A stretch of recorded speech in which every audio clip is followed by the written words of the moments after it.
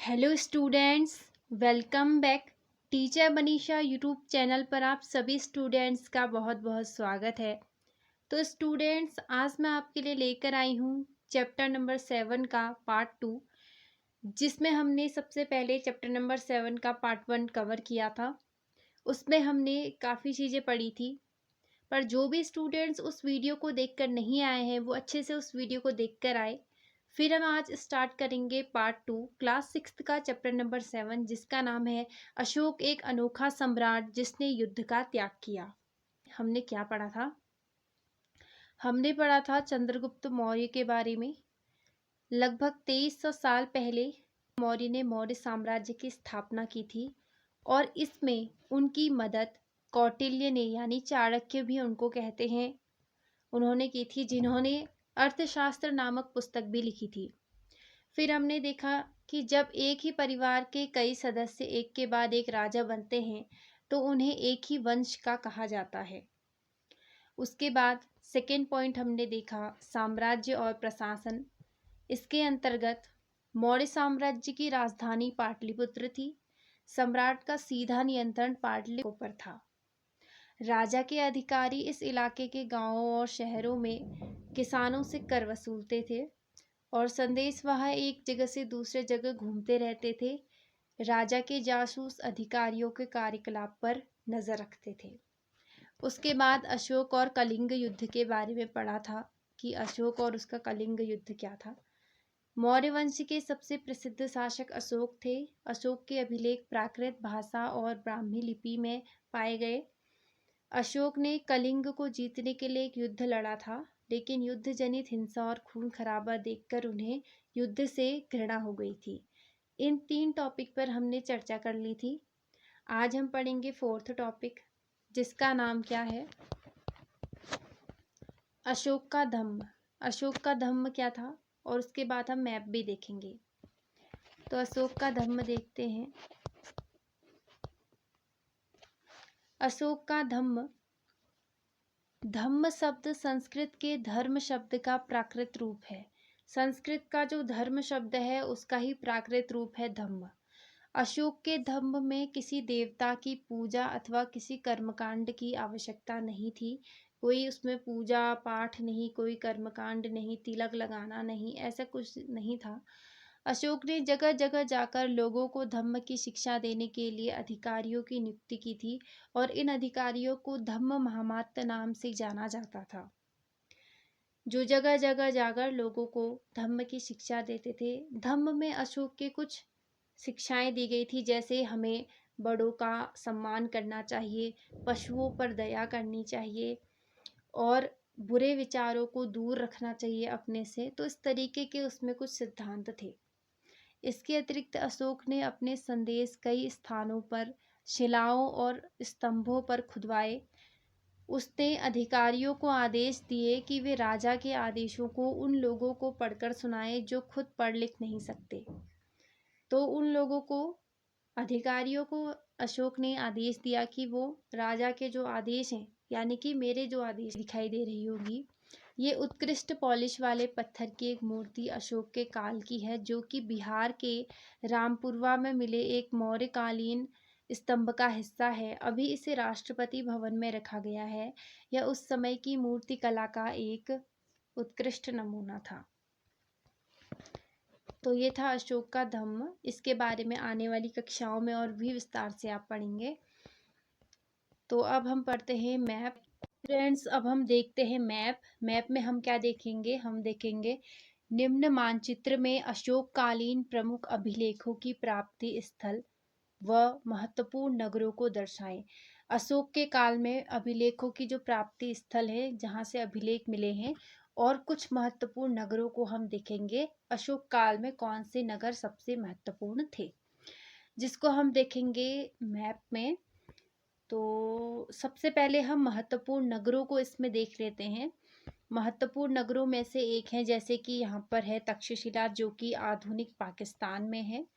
यहाँ पर पाटलिपुत्र जो कि बिहार में है, और उज्जैन जो कि मध्य प्रदेश में है। ये 3 महत्वपूर्ण नगर थे अशोक के काल के नगर। उसके बाद हम देखते हैं अभिलेखों के प्राप्ति स्थल जो कि रेड सर्कल में यहाँ पर दिख रहे हैं। सबसे पहले है लंपक, जो कि है पाकिस्तान के बाद अफगानिस्तान में। कंधार भी अफगानिस्तान में है। मानसहरा पाकिस्तान। शाहबाज गढ़ी भी पाकिस्तान। इधर कलसी देहरादून में है। टोपरा दिल्ली में है। बहापुर भी दिल्ली में है। मेरठ उत्तर प्रदेश में। ये कुछ अभिलेखों के प्राप्ति स्थल है जहाँ से अशोक के महत्वपूर्ण अभिलेख मिले हैं पुरातत्वविदों को। इधर लुम्बिनी नेपाल में है। रामपुरवा बिहार में है। लौरिया अरराज भी बिहार में है। सारनाथ, उसके बाद कौशाम्बी, उसके बाद गुज्जर। सांची एक महत्वपूर्ण जो यहाँ पर बौद्ध स्तूप भी पाया गया है। रूपनाथ, पुनगुरिया, गिरनार, सोपारा, सन्नाती, मस्की, कलिंग में जौगर और धौली। और इसी के साथ थोड़ा सा नीचे यहाँ पर आंध्र प्रदेश में तमिलनाडु में येरागुड़ी, ब्रह्मगिरी, ये सब हमें देखने को मिलते हैं अभिलेखों की प्राप्ति के स्थल। तो यहाँ पे तक आपको कोई डाउट हो तो आप पूछ सकते हैं स्टूडेंट्स। आई होप आपको ये समझ में आ गए होंगे। उसके बाद हम बढ़ते हैं आगे और देखते हैं कुछ MCQ मल्टीपल चॉइस क्वेश्चंस को, जिसमें से सबसे पहला है कि निम्नलिखित प्रश्नों में से किसी एक सही विकल्प का चयन कीजिए। पहला प्रश्न है, मौर्य वंश के संस्थापक कौन थे? क्या वे बिंबिसार थे? क्या वे चंद्रगुप्त मौर्य थे? या वे अशोक थे? या वे चाणक्य थे? तो option number B is the correct answer. Chandragupta Maurya ही मौर्य वंश के संस्थापक थे। उन्होंने मौर्य वंश की स्थापना की थी। सेकेंड क्वेश्चन कह रहा है, जब एक ही परिवार का सदस्य एक के बाद एक शासक बनता है तो फिर उस परिवार को अक्सर डैश डैश डैश कहा जाता है, मतलब क्या कहा जाता है? क्या उसे राजवंश कहते हैं? क्या उसे मौर्य कहते हैं? क्या उसे सम्राट कहते हैं? या उसे महाजनपद कहते हैं? तो ऑप्शन नंबर ए राजवंश इज द करेक्ट आंसर। उसको राजवंश या वंश भी कहा जाता है। अब क्वेश्चन नंबर थर्ड कह रहा है कि डैश डैश दुनिया के इतिहास में एकमात्र राजा है जिसने युद्ध जीतने के बाद युद्ध को ही त्याग दिया था। क्या वे चाणक्य थे? मतलब दुनिया के इतिहास में ऐसा कौन सा राजा है जिसने युद्ध जीता था उसके बाद युद्ध को ही छोड़ दिया था हमेशा के लिए? तो क्या वे चाणक्य थे? क्या वे अशोक थे? क्या वे चंद्रगुप्त थे? या फिर वे बिंदुसार थे?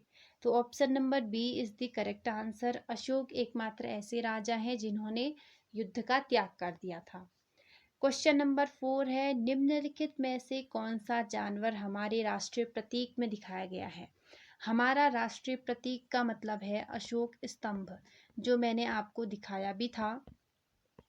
अशोक स्तंभ जिसमें 4 जो है वो सिर थे, किसके थे?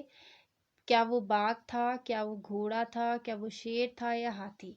तो option number C correct answer है, शेर। तो 4 वहां पर शेर हैं, 3 सामने की तरफ को, एक पीछे की तरफ को, उनके मुंह शीर से दिखाई देते हैं। तो ये अशोक स्तंभ ही राष्ट्रीय प्रतीक है। तो स्टूडेंट्स, आपको आई होप यहाँ तक समझ में आ गया होगा। आप इनको अच्छे से अपने नोट्स में इंक्लूड कर सकते हैं। और आज की क्लास में हमने क्या देखा, एक बार रिवाइज कर लेते हैं। फोर्थ पॉइंट हमने देखा था अशोक का धम्म। धम्म शब्द संस्कृत के धर्म शब्द का ही प्राकृत रूप है। संस्कृत का जो धर्म शब्द है उसका ही प्राकृत रूप धम्म है। और अशोक ने धम्म में किसी देवता की पूजा या किसी भी कर्मकांड को नहीं उसमें इंक्लूड किया, उसमें कोई आवश्यकता नहीं थी उसकी। अशोक ने जगह जगह जाकर लोगों को धम्म की शिक्षा देने के लिए अधिकारियों की नियुक्ति की, जिन्हें धम्म महामात्य के नाम से जाना जाता है। और इसके अतिरिक्त अशोक ने अपने संदेश कई स्थानों पर शिलाओं यानी चट्टानों पर और स्तंभों पर भी खुदवाए। और अशोक ने आदेश दिया अधिकारियों को कि जनता को वो अशोक के जो आदेश हैं उनको पढ़कर सुनाए। अशोक के धम्म में कुछ इस प्रकार के सिद्धांत थे, जैसे हमें बड़ों का आदर करना चाहिए, सम्मान करना चाहिए, जीवों के प्रति दया दिखानी चाहिए और बुरे विचारों से दूर रहना चाहिए। इस तरीके के विचार, इस तरीके से अशोक के धम्म में विचार इंक्लूड हैं। तो स्टूडेंट्स, आपको यहाँ तक आई होप समझ में आ गया होगा। आप इस तरीके से अपने नोट्स प्रिपेयर करिए, इन सारे नोट्स को अपने नोटबुक में प्रिपेयर करिए। और इसके बाद मिलते हैं नए चैप्टर में, नई चीज़ों के साथ, नई बातों को सीखेंगे, जिसका नाम है जिसका नाम है खुशहाल गांव और समृद्ध शहर। नेक्स्ट चैप्टर जो है वो है खुशहाल गांव और समृद्ध शहर। तो नेक्स्ट चैप्टर नंबर 8 में हम आगे पढ़ेंगे अपना आगे को। तो तब तक के लिए इस वीडियो में, इस क्लास में इतना ही स्टूडेंट्स। मिलते हैं नेक्स्ट क्लास में, तब तक के लिए bye bye and take care.